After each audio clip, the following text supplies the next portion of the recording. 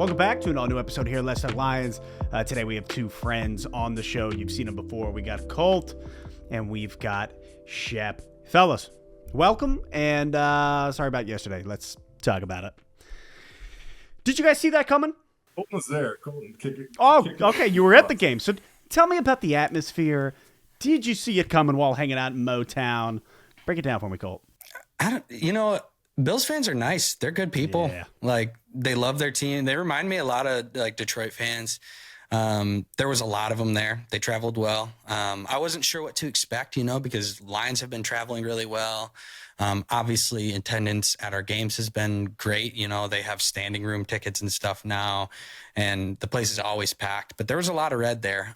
So I wasn't really sure what to expect there, but they definitely showed up, and you could hear them. There was times where it was loud in there when it should have been quiet. But it was a good time. I don't know. I kind of, if you told me all the injuries that we would have had, I would have expected to almost be a worse game. We had to keep up. And if you would have told me that we couldn't run the ball, how many yards did we have? 30 yards or something like that.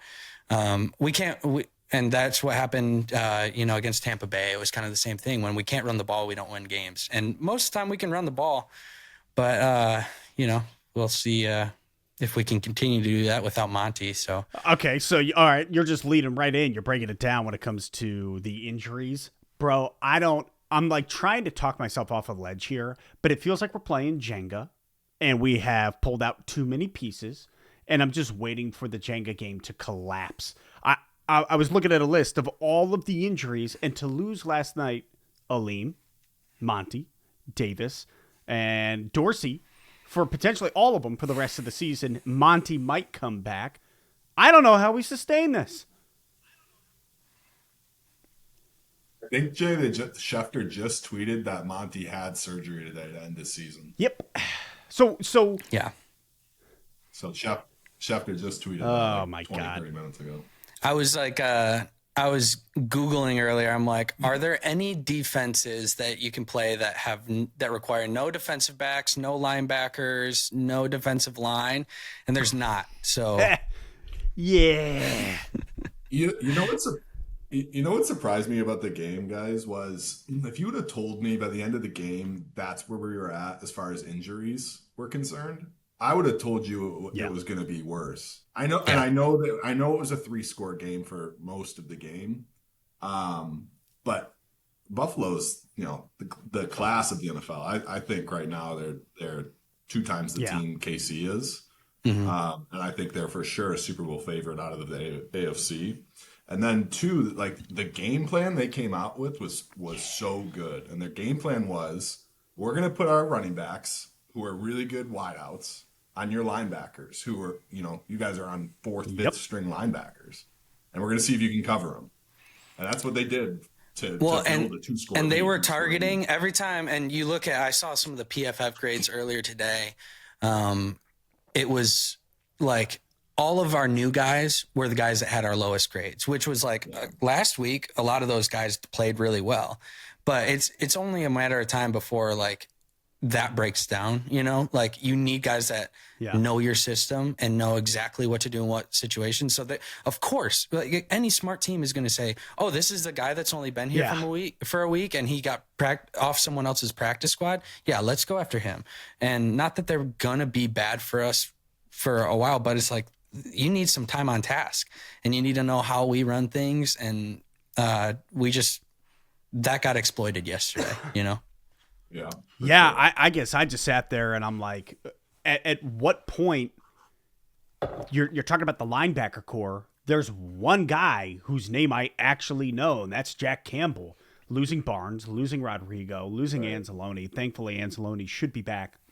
It sounds like week 18, maybe, if not playoffs. But I'm just like, how do you sustain it? We couldn't stop Allen, and I didn't expect to. But then not even being able to stop the running backs. And like you're saying, man, watching them in coverage, it was just impossible. And I always have a lot of love for Buffalo because first of all, my brother's a huge Bills fan. But I agree. I think Buffalo is the AFC Detroit in a lot of ways and respects, and I was seething, man. I was seething. I don't know. Yeah, I think looking at how good Josh Allen played yesterday, like I can't think of more than 2 or 3 times we had them in third and long. Yeah. You know what I mean? We could, like, the defense just couldn't put them in positions to succeed. Like, they were. I mean, we couldn't get any pressure. We couldn't Zero. get any pressure at all. No And pressure. like They were I winning heard some first people down, talking second down. around me and some people at work today too of like, man, how can you not get any pressure? And it's like these guys get paid the big bucks for a reason. Yeah. We don't have anybody. We're missing our entire starting D line besides DJ Reader at this point. Yeah. I mean, like, and Za'Darius Smith, you could just tell he's 31, 32. You know, like, there's no step there, and he probably would have been a great addition with Hutch out there, right? Like, but seeing him, because John Kaminsky, correct me if I'm wrong, they're saying we could potentially get him back playoffs. But again, no Kaminsky, no Hutch, no Davenport. That's like, we have no speed off the edge. We can't contain Allen in the pocket. Allen skirts out to the side, does that whole thing. When Pascal destroyed him Every time to the and right. still every he throws time. a 50, 64-yard bomb at that guy because Vildor or whoever's in cover just blew it. And I'm like, holy smokes, we can't win huge games if that's the way it's going to look. Jay, you sent the take that I think there's 2 takes now, right? You're on the Lions fan of I think I hear baby. I can hear somebody's baby. Somebody's baby. Yeah, Wes is up on his nap. There's 2 takes right now for Lions fans of, like, I think there's like half, or I don't know if it's half, but quarter, 10%, 15% is just like head in the sand, like next man up mentality. And then I think there's like the 75% of us that are like, you got guys like who were working at Blockbuster, you know, coming in and playing linebacker for you, you know? And it's like, sure, your offense can carry, but that next man up mentality to me only satisfies when it truly is the next man up. When you start to get to the 4th, 5th next man up, you're in some trouble. Okay, so then my question for you, Shep, is, because I'm having this conversation with a buddy today where there's optimism and then there's being realistic, right? There's being optimistic and realistic. And there's this over-optimistic thing that I'm hearing that's like, no, we're fine. Who cares that Monty's gone? We have Gibbs. Okay, Gibbs, yeah, I think he is the better of the 2 running backs in a lot of regards. But they are a tandem. They're a tandem for a reason. And what they produce together is vital. And that's like one of the first real offensive injuries we've had other than Khalif Raymond. And some O-line struggles. But defensively, you are right, dude. We are... I don't even know how to say it other than it's 4th, 5th string dudes who I've never seen their names before. And I'm like, where did you come from? And they can't produce at the same level. And I love next man up when you still have Anzalone, you know, Campbell and Rodrigo out there. But now that there's none of them, you're just sitting there and you're like, I guess when does optimism become dumb? Yeah, right about now, I'd say. I just think, you know, you got, what, 3 games left? You're at Chicago, you're at San Fran, and then you're home against the Vikings. I think to truly be optimistic, you need a bye. You need a bye first round, and if you can squeak out 2 or 3 here and win the division and maybe win, you know, the NFC, then at that point, hey, let's talk optimism, because then it's 2 games, right? It's 2 games. And at that point, if you can control home field, you can control home field. You know, nobody wants to come to Detroit in the playoffs. But at the same point in time, you're dead on of like, when I think of next man up, I'm thinking of like Rodrigo is a really good player. Yeah. You know, Jalen Reeves-Maybin is a really good player. I would love to have Jalen Reeves-Maybin. Maybe here's the bar. Here we go. Maybe here's the bar.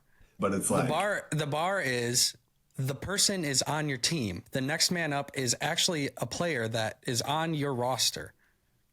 We've reached the point where people get injured and we are going to pick up someone off, the waivers after that, or off someone's practice squad. Like, that's where we're at right now. And you can't trade for somebody. So it makes it a little bit tougher. And I really hope that the NFL can do something about this, because I remember at the beginning of the year seeing week 5 was our bye, and I was like, that sucks. And then at the time, like when we got to week 5, we were already pretty beat up. So I was like, oh, thank God. Like, maybe we did need this early. Nope.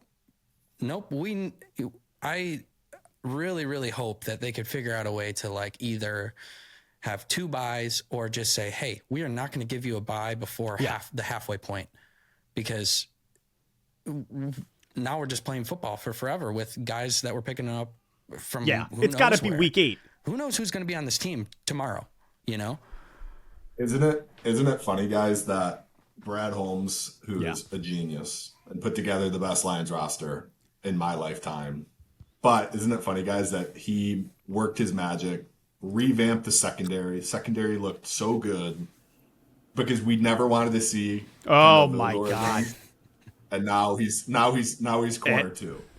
Where that, I don't even know if he was on the active roster to start the year, or at any point till like week 10 if he was on the active roster. But now he's corner 2, and it's just the attrition everywhere on the defense is insane. And you could hit that nail with a hammer 100 times at every single position. Yeah. But it's a very fine line between optimism and realism. Right if there is any optimism, it is that their mentality of getting football players. I think it's been almost overdone at this point.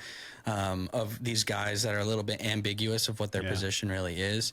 I was just listening to the presser on my way home today, and they were asking Dan Campbell, like, what are we going to do with the secondary with these injuries? And he started talking, well, we might get Iffy back, and then maybe we'll have to see what we can do with Brian Branch. Maybe he's not playing nickel or safety. Maybe he can play some corner for us, insinuating that, moving some of these guys around to kind of different positions, to just get good players on the field and just let them play football. I don't know. I think we're going to be doing a lot of, like, week to week. The defense could look a lot different depending on who's available, because they just want to put good football players out there. And I don't know. It's probably not going to be pretty, but good thing is we have an offense that can keep up with anybody, and we showed that yesterday. We didn't have Monty for most of the game yesterday, and I know he's going to be a huge blow to the team, but we put up a ton of points still. And I thought, what do you guys think about how the offensive line played yesterday? Because I didn't get a chance to go back and watch anything yet, but it seemed like we got a little bit bullied. I don't know. Dan Campbell seemed like he thought they played well in his presser.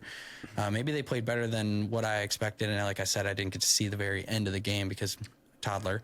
But no, I felt like they got to Goff quite a bit. Like they were applying the pressure, and Goff had to. Yeah. No. And we couldn't run. And this is against a team that was. I think I saw it was like they were like 30th out of 32 teams in running. Couldn't stop the defense. run. So they're not a good. And now, did they completely sell out to stop our run? I think that they did. I think they definitely schemed to say, hey, we're not going to let you run the football today. But you would hope that a team like us with the best offensive line in football, arguably, and a great running back duo would be able to say, okay, we don't care. We're going to bully you. We're going to be able to figure out a way to run the football. And we didn't do that yesterday, but still put up a ton of points. Yeah. So it's one of those things, I guess you just find a way to win. We didn't win yesterday, but we made it a close game, and I think a couple of things go differently. You get that field goal, and then maybe at the end of the game we could have gone for 2 at a certain point. That would have made it a tie game at one point. We could have done some things differently. Obviously, that field goal, man! I have never seen a field goal go more far left in my life, bro. I know. I almost caught it. I was on the sideline. upper deck to Colton. Here was the funny thing yesterday, especially with playing Buffalo and how good Buffalo is. is Buffalo seemed to understand that it was a boat race from the start. Buffalo seemed to understand that, hey, we can't stop you and you can't stop us. But if we can get a singular stop to start the game, and we know how you guys like to start your games, you like to set tempo, you guys like to play the game at your own pace. If we can get one stop, Yeah. you're chasing the whole game. You don't get to play your style ball. You don't get to play ball control. And sure enough, if you watch that first series, they sell out, sell out, sell out. First play of the game, the corner holds Tim Patrick really bad on a release route that I thought would have probably got him up the sidelines. And then from there, they get stuffed, and then I think Goff gets sacked. And then from there, they're trailing the whole game because you're not stopped. They didn't stop Buffalo once. So it was like the Lions realized, oh, we're in a boat race immediately. And that was why you see Campbell, run an onside kick with 13 minutes to go in the fourth quarter, right? He knew I can't give the ball back to Buffalo. They're going to go make it a 3-score game again. I got to make it a 1-score game. And they're going to bleed the clock dry. Yeah. Like if we kick it all the way down there, they're going to take their time. So like that was another aspect where, with 12, 13 minutes left on the clock, the onside kick, I was like, oh, this is bizarre. But we play bizarre football. And you know what? I'm here for it. And we weren't stopping them otherwise. So screw it. Put them on the 3. No. Well, Put them on the 3, let them score, and then let us go score again. Right? It's kind of been our MO over the last 2 years, really, of like, we'll give up yardage, but if we can hold you to 3 points in the red zone, then that's a win for us because we're going to convert in the red zone. And that wasn't how it went yesterday. I don't think we held them to field goals as often as we would have liked to. I also think that we're probably, we're going up a generational talent in Josh Allen. Like he had 6 touchdowns the week before. Like the guy is on an absolute tear. And I told Sarah because I don't know if this is on the stream yet, but we brought both of our kids under 2 to the game with us. Don't suggest it. Not fun to have 2 of them there.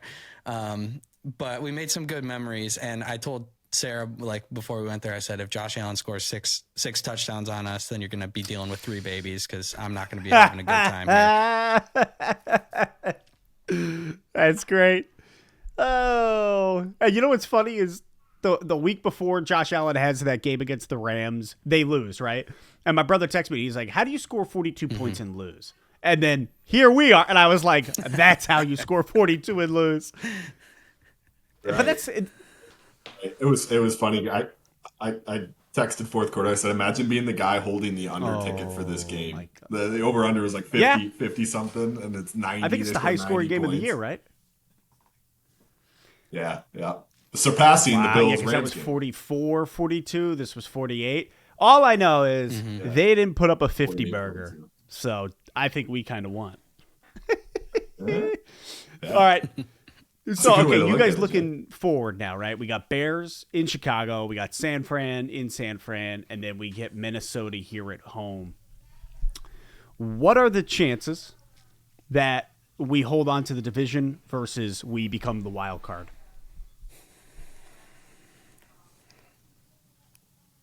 I think, correct me if I'm wrong, guys, I think we have the tiebreaker if we end up same record as the Vikings. Well, I think we have the tiebreaker. So hypothetically, I think the Vikings have the Bears tonight at home. I think you're right. And then I forget who they have next week, but then they're at Seattle, which I think will be a tough game. Seattle will be playing for their playoff lives late in the year. It's at Seattle. I don't know if it's a night game or not. Let's see. But that means if we can get to that game with a 1-game lead still, I think the division's wrapped, even if they win at Detroit. So I think really looking at the Chicago game, that's your linchpin there because San Fran doesn't have anything to play for. And they're beat up. If anyone is beat up besides the Lions, San Fran is beat up right now. Yep. And they don't have anything to play for. Their offense hasn't been nearly the San Fran offense that it was the past few years, especially with CMC out. So I really think if you can get the ball back rolling against Chicago and win in a place historically the Lions have really struggled to win in Soldier, I think you can really start to peak optimism again because, like I said, I think if you can get that bye and then have home field throughout, that's where anything can happen. Yeah, we need that 1 seed. It's something that I've never been like desperate for, I guess. Now, that's because as a Lions fan, the 1 seed has never been an option in our lives. But now here we are, and I'm like, this 1 seed I'm desperate for it. I'm desperate for that week of rest, and then all roads lead through Detroit. So we really gotta bounce back against Chicago, like you're saying. And San Fran, I'm not worried about. So really, what you're saying is, if Minnesota loses one of these next 3 games, we have the tiebreaker. If we land at the same record. I think if we go in a game up in Minnesota, we have the tiebreaker based off of what's your confidence level? Record. I think that's how they break tiebreakers. Yeah, I think that's how they break tiebreakers. I read that on Twitter from a source that I thought was reliable, so don't quote me on it, but that would be really nice having it wrapped. Oh my God, that'd be huge. Because then at that point, like, what starters do you sit? Which ones do you play? Do you just say, hey, screw it? Or are you still gunning for the 1 seed, depending on what Philly's doing? Exactly, yeah. Big time. I think there's no decision to be made ever. I think it's just we're going to go out and play football no matter what, is how this team has operated. Yeah. And now we've never been given the opportunity to put our foot off the gas, so I don't know. But it doesn't seem like something that we would do, like play it easy or rest. Yeah, but that's how Sam Laporta hyperextended his knee in that final game last year, when it was like, oh, we don't have the 1 seed. We got nothing to play for. And then you watch him hyperextend it, and you're like, oh, no. What does this mean for playoffs? Bingo. And it is funny, guys. Did you guys get to watch the Packers game at all last night? Yeah. So the Packers dominated Seattle, just smoked them at Seattle. It was not. I turned it off at halftime because it wasn't a good game. But I took away of like, the Lions are such a good football team, because that same Packers team, they've beaten twice. They beat at Lambeau and they beat the week prior with all that attrition on defense. So watching that game last night, it's like, I did go to bed with optimism, being like, dang, we are still a really, really, really good football team. The question now is just, are they enough to win a Super Bowl? Yeah. Right? And that's kind of where I yeah, it kind of depends. Does Carlton Davis come back from the fractured jaw?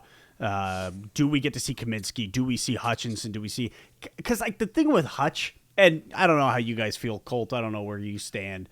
I'm like, even if Hutch comes back, he's not going to be the Hutch that we had weeks 1 through 6. So are we just throwing him out there like we did James Houston in the NFC Championship game last year against San Fran, and he looked like butt? Like he was as bad as it gets. Don't even get Colton started. Don't even get Colton started on that. I have opinions on that. Yes, Zach Ertz should have been on the roster.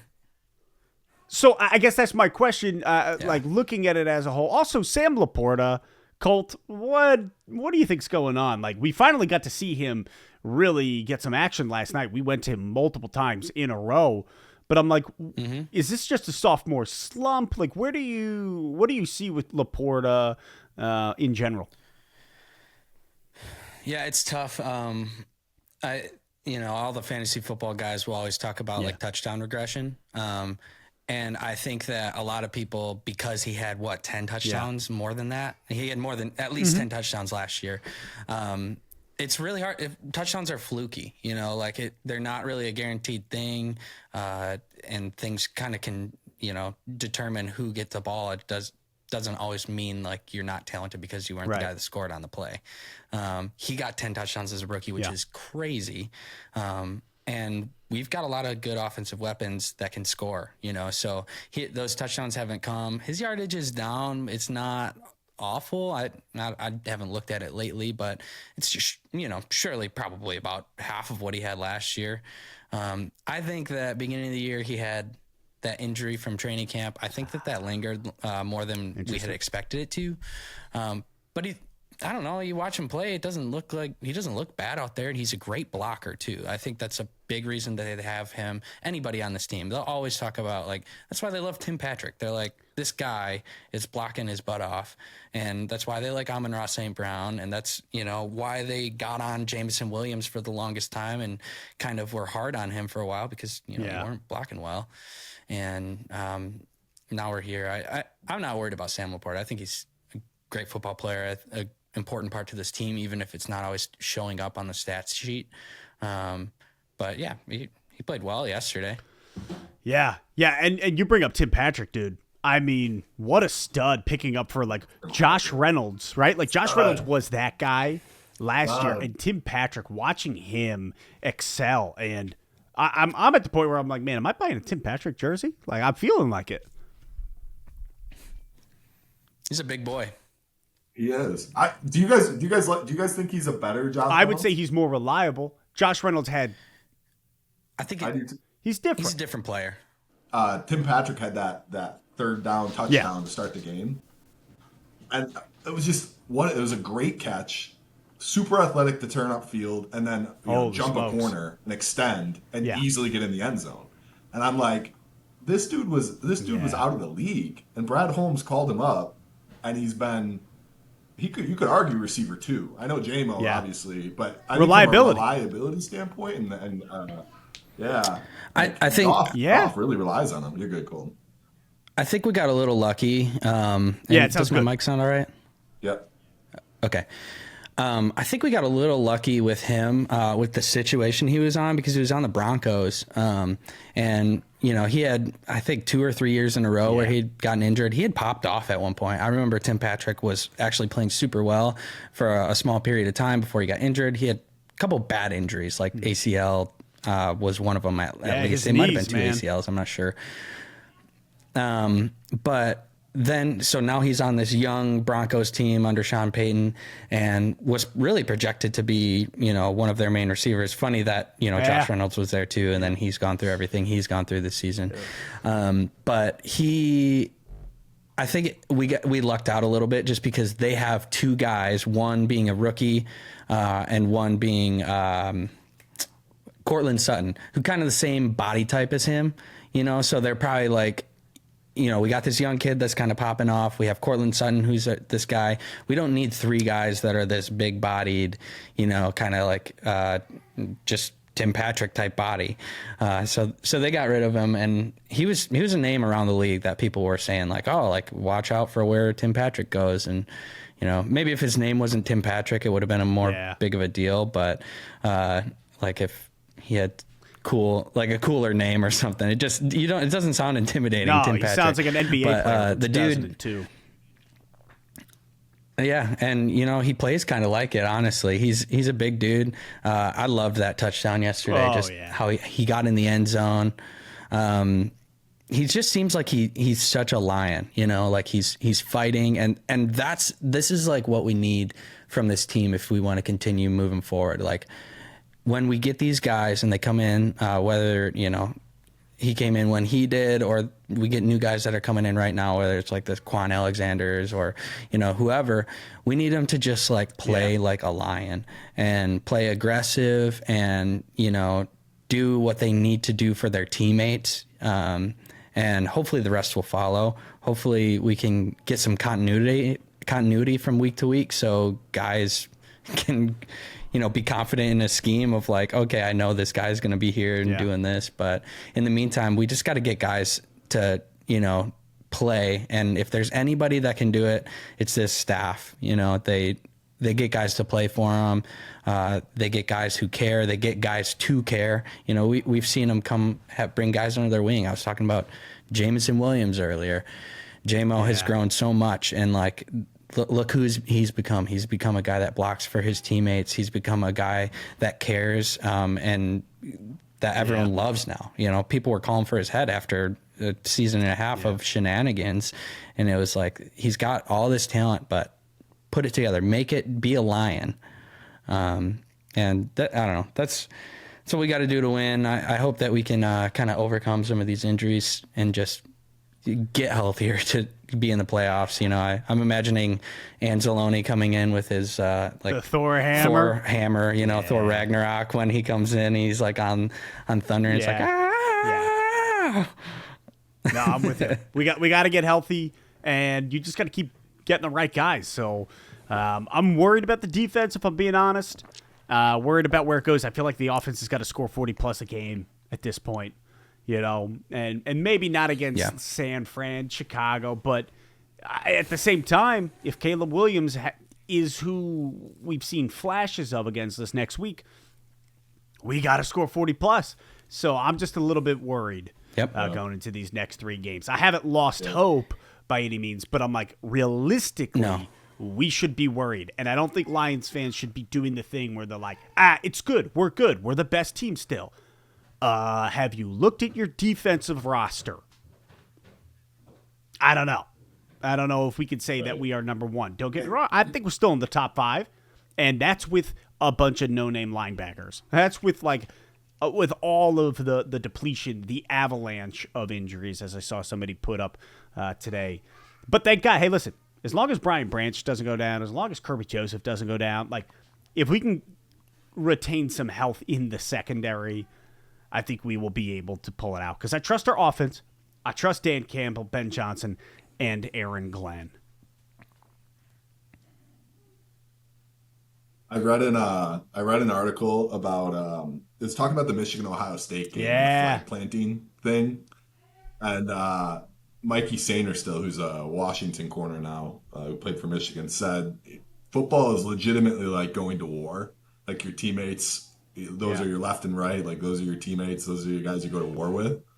And just thinking about this, it's got to be so hard for the staff to get buy-in for these guys outside of just a paycheck, because that's why the Lions are special. Like, these dudes want it so bad, and they want it for the regime, and they want it for Campbell, and they want it for Brett Holmes. But now you have guys that you legitimately have been on the team for 4 days. Like, that's the challenge for this coaching staff of, how do you get those guys to buy in and go to war for your brothers? Like, how does that happen? And I'm not, it's a question. No, it's a great question when you've got your Sewells and your Deckers and your Ragnows, and then, like you're saying, you got that blockbuster boy kind of chilling, and you're like, where do I fit in on this crew? Right, yeah. Well, you guys sign my paychecks now. Sweet, I'm here. You know what I mean? Well, and I think it's easier to be rah-rah when it's like you won the game or whatever, but it's harder to be rah-rah when, you're down 2 or 3 scores like we were yesterday. And it's like, okay, now we actually got to, it has to be more than this. I got to figure out what's going wrong here, And it's a whole myriad of things, but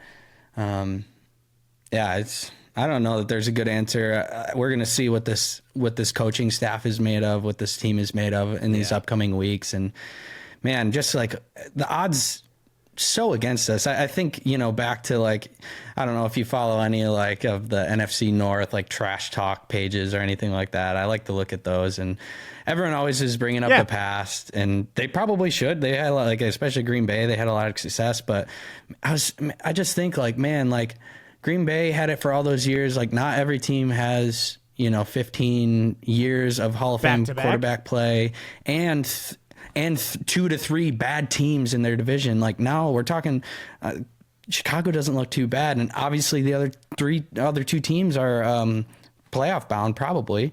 So we're in a tough division, a young division. That already makes it tough as it is. And then to lose all these guys, it's okay, we're going to see if this team actually has quit in it, because they'd have every excuse to quit. No, that's good. That's well said, man. How about Jake Bates? How about those onside kicks? They were nice. The first one? Dude. I was watching with my dad. He was so mad they onside kicked it. That first onside kick was that was a great it was beautiful. That guy made an amazing play. He got up and he tipped it perfectly to himself. And if he doesn't tip it, I bet you a Lions player behind him is grabbing. The second one, only reason they didn't get it is because I think Turner slid in with his knee and put the ball right back into absolutely. Johnson's you watch that replay. Belly. And that ball, he kicks it right into that dude's hands. And I was like, oh, my God. Because I thought we had it. I thought we got that ball. I was like, now, granted, there's only 12 seconds left in the game. But the Bills lost the game with 13 seconds. So, Just saying. Right. Onside kick is just such a low Yo, percentage the rules play. You know, suck for onside kick now. It's stupid. Like Yeah. I don't understand it. Yeah, I and have to declare that I'm gonna. I didn't mind it when the kickoff was how it was before. It's still a low percentage play, but at least you could have the element of surprise. There's none. Now you don't have it. And Yeah, that just would makes have it been a tough. perfect surprise onside kick Yes. to start the fourth. Like nobody would have expected that. But now it's so like It's too much of a giveaway. you got to declare you got to declare it. It's so like boxed in. Yeah. And to me, I don't know if it's I know it's a safety thing, but I don't think really outside of that Turpin return for Dallas, like I don't think the new kickoff rule has been electric. Like it really doesn't Dynamic. add anything. It's to not the dynamic. games. Yeah, the dynamic. Yeah. It's not. So I think They it can was figure stupid. out I thought different that things. You see like different leagues, like flag football leagues and stuff. Instead of doing an onside kick, because obviously you don't got helmets and pads on, you got to get like a 50-yard play. You get one play or something like that, and then you get ball wherever if you convert that, you get the ball at that spot.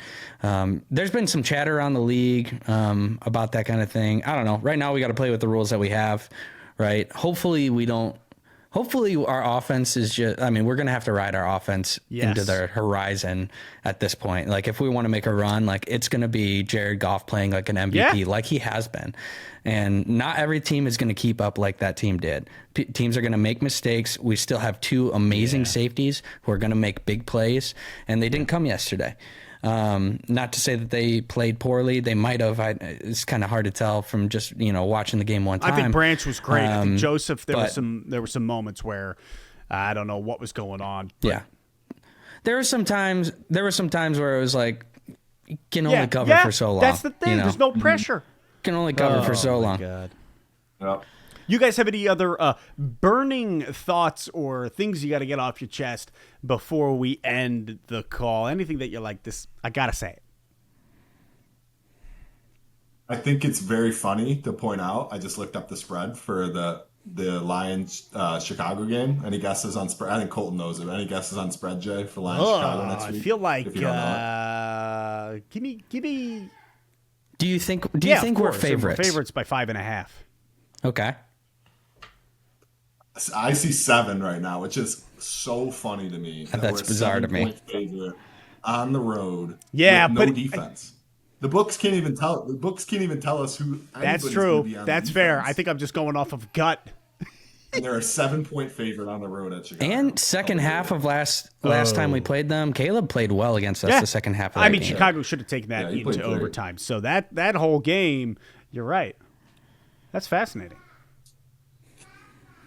Yeah, that whole game flipped though when Gibbs fumbled right before halftime. That was about to be a I think a 4-score game going into the half, and then it gave Chicago life, and it was a new game coming out of halftime. So that's it. That's the NFL for you, up and down, right? Yeah. I think for me, the thing that I would really like to say is like I am excited to see, as much as like it sucks having Monty out, like Jahmyr Gibbs is a special player, and we've seen time and time again when we get the ball in his hands, he does special things. And I hope that what we can see from this is he can handle a big workload, because if he can, like you look at the metrics of all the rushing leaders and every statistic across the board, he's up there in all of them. But he has got the ball a lot less than most of those guys. Man, if he could just get the ball more and be able to hold up, is he going to still be as electric as he is right now? Because if he does, and he can get the ball, like Josh Jacobs got the ball like 30-something times last game. Could you imagine if Jahmyr Gibbs got the ball 30 times? He's getting it like half that if he's lucky. If he gets the ball that much, he could be a game breaker. And that is one thing that gives me hope is we have lightning in a bottle.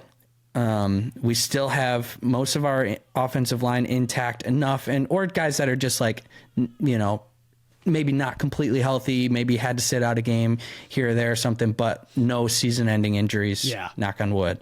But offensive line, can we get back to being the bullies that we're known to be? Can we just be the best offensive line in football? And can Jahmyr Gibbs be, what was he, number 12 overall pick as a running back? Like, can he live up to that? Because we're gonna need it. You know? We absolutely need it. We absolutely need it without Monty. And I like what you say, because our O-line for the first 12 games, we're creating holes for our running backs that I was just like, I don't know if anybody keeps up with us for the rest of the year. I don't know if we ever lose again. And then the last couple games, I'm like, oh, I'm seeing some struggles, and and then Buffalo showed up. They had a game plan, and their front five, they applied great pressure. Front four, they were on us. So they shut down the run. Like you said, I think Shep, they sold out. They said, we're stopping the run. And they did. They did, but it didn't matter because Goff played that MVP caliber ball. It's funny that here he is playing MVP caliber. Meanwhile, no, don't get me wrong, Josh Allen has solidified it. But to me, Goff has been a top 3 all season long. He's been playing incredible, man. Absolutely incredible.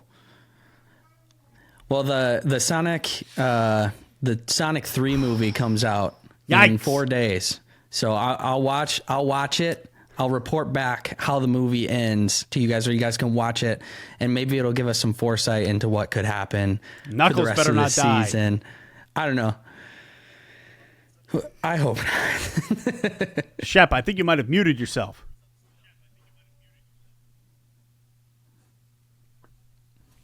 Yes, I can hear you now. Hear me now? I was going to say, Colton, I already saw the movie. Knuckles tears his MCL in the movie. It's insane. It's really sad. It's a super sad scene. It's like way too long, though. It's like 35 minutes of like them trying to assess what's happening. It's a weird animated movie. Very weird. I don't know. Maybe a Shadow will appear and he'll be part of our team or something. Wow. I don't know. There's a lot going on. Fellas, thanks for coming on. Thanks for coming on the show. Thank you for letting me know how you guys feel. It was good talking. It was good catching up, talking some Lions as we prepare. And we'll have to do this again, especially as the season is ending and we're preparing for playoffs. Sir, yes, sir. Absolutely. Thanks for having us, Jay. Absolutely. Yeah, thanks, Jay.